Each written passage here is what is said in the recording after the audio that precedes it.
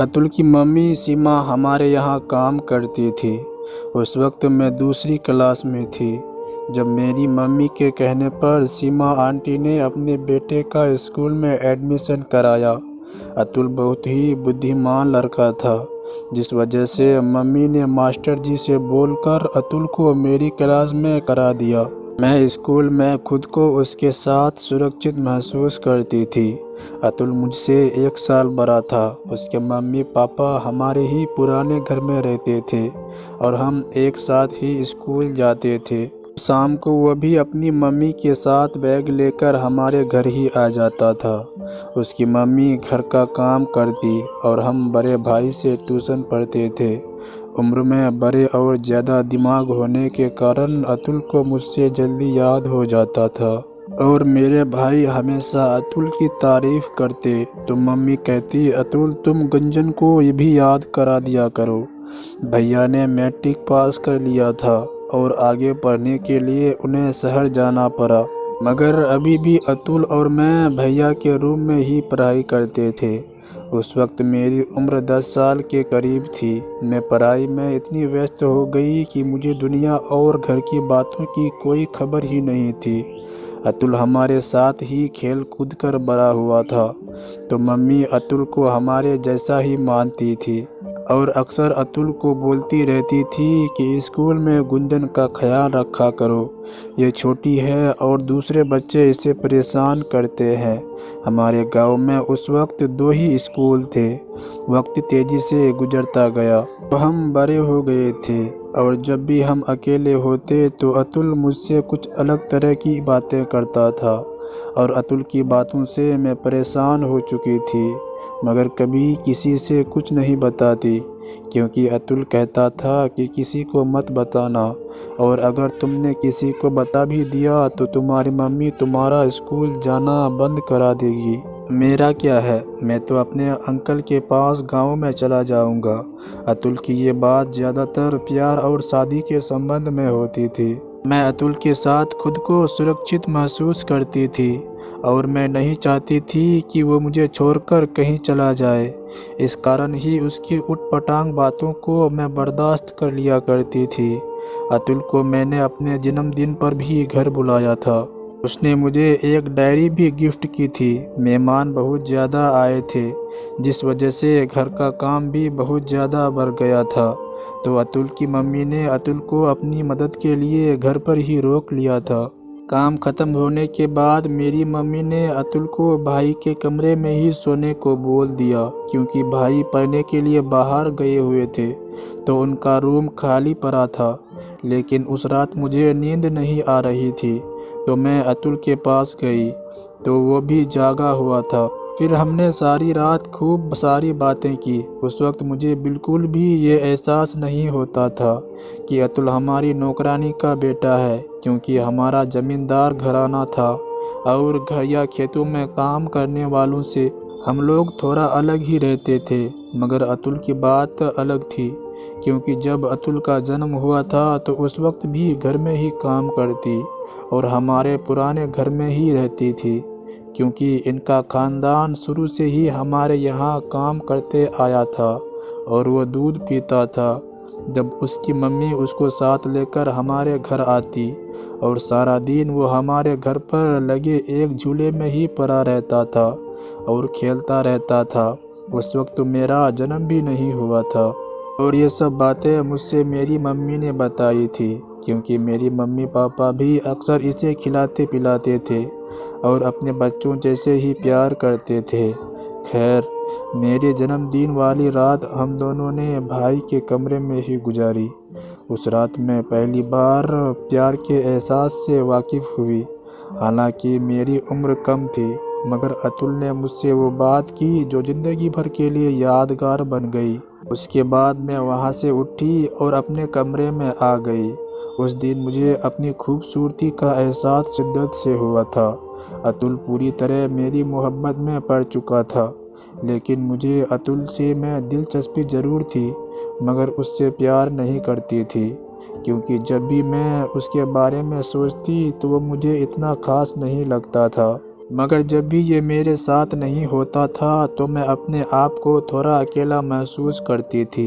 सच तो ये था कि मुझे अतुल नहीं बल्कि उसकी बातें पसंद थी। वो अक्सर मेरी तारीफ़ करता और उसकी बातें सुनकर मैं खुश हो जाती थी। हमारा रिश्ता जिस्मों का नहीं बल्कि भावनात्मक का था।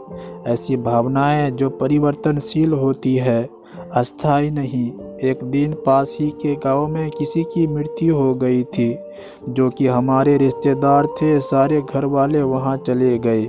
मेरी तबीयत खराब होने के कारण मैं नहीं गई और मेरी मम्मी अतुल की मम्मी को मेरी देखभाल करने के लिए मेरे पास छोड़कर चली गई। अतुल की मम्मी तो रात में सो गई, लेकिन अतुल को नींद नहीं आई और वो मेरे बेड पर ही बैठा था।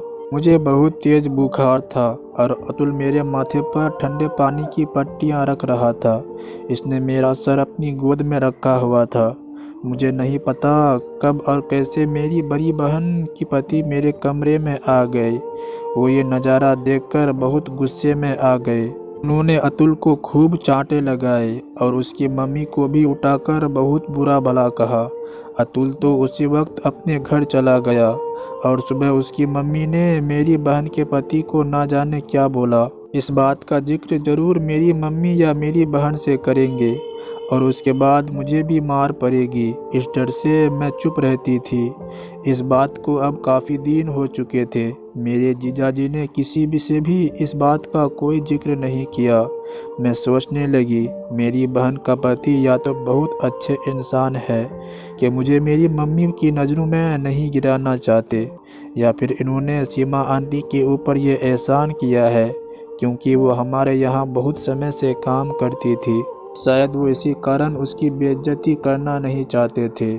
मगर मेरी ये सारी सोच गलत थी, क्योंकि उनको ना तो सीमा आंटी से कोई हमदर्दी थी और ना ही मुझसे, बल्कि उन्होंने मुझे मेरी उस अपराध की सज़ा खुद देने की ठान ली थी।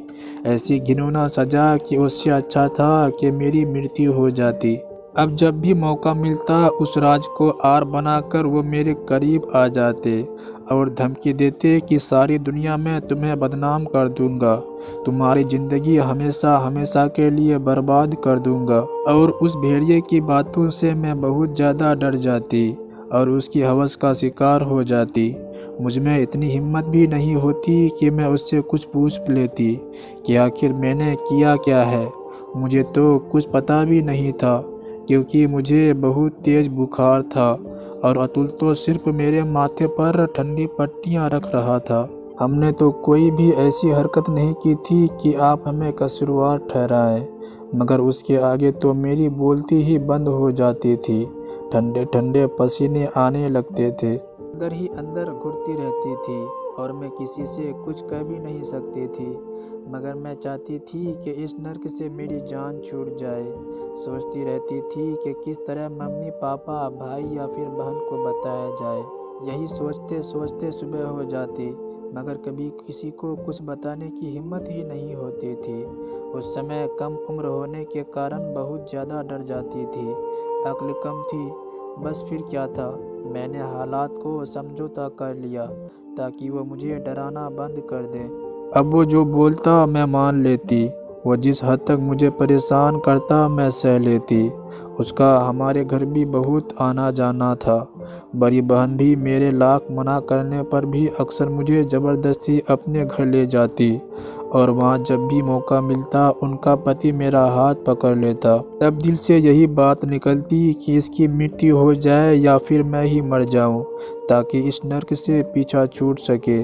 लेकिन इन्होंने तो मुझे अपने घर में हमेशा के लिए रखने का प्लान बना लिया। मेरी मम्मी पापा से भीख मांगकर मेरा रिश्ता अपने छोटे भाई के लिए मांग लिया और जल्दी से मेरी शादी का दिन भी तय कर लिया। मेरे लिए तो इस शादी के लिए हाँ करने के अलावा और कोई रास्ता ही नहीं था। ये सब भी एक सोची समझी चाल थी। अब मुझे उससे नफ़रत होने लगी थी, इतनी नफ़रत कि दिल करता था कि इसकी जान ले लूं, मगर ऐसा मुमकिन नहीं था। खैर, हमारी शादी हो गई। मेरा पति एक बहुत ही अच्छा व्यक्ति था, अपने बड़े भाई का बिल्कुल उल्टा। वो तो बहुत ही ज़्यादा गिरा हुआ व्यक्ति था। खैर, दिन गुजरने लगा और एक दिन कमल बोला कि गुंजन, मुझे काम के लिए अब दूसरे शहर जाना होगा।